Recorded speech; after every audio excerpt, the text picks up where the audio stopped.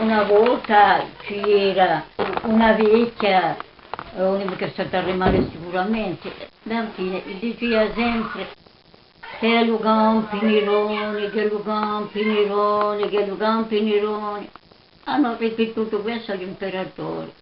L'imperatore ha detto, anche questa, c'è anche chi sia chi suvetta che campi, che campi, che campi.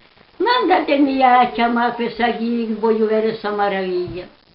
Hanno portato la vecchia al palazzo reale, a provare la vecchia che si pisciava in granteso vestiti, la paura. E Nerone subitamente interrogò, allora zia vecchia, voi bramate che campi? E chi baci un po' fatta voi a volermi tanto lì? A me? Ah, a me non mi avete fatto nulla, o imperatore. Ma infine mi tenete caro voi?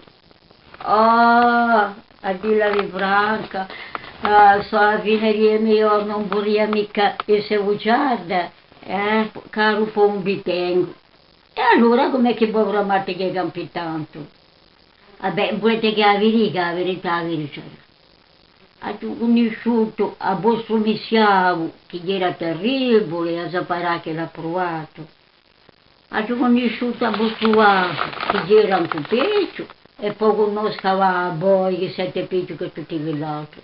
E quello che vi viene a dare come sarà?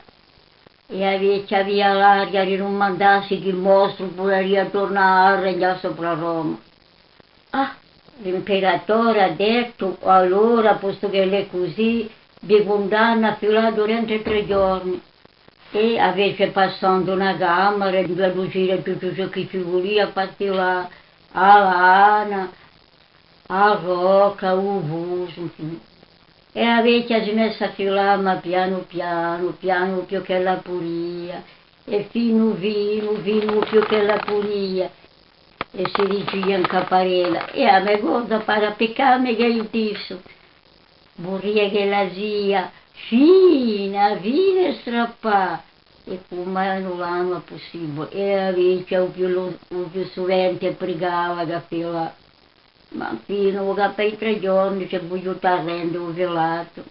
Ah, l'imperatore ha detto, per una volta zia vecchia, voglio meritare a preghiera di campo. Vai, intornietti, a palazzi, quanto tu ne puoi con tutto violato. Quanto tu ne intornietti ti sei dai serato da regalo. Ragazzi, mi violano con un'altra nottata.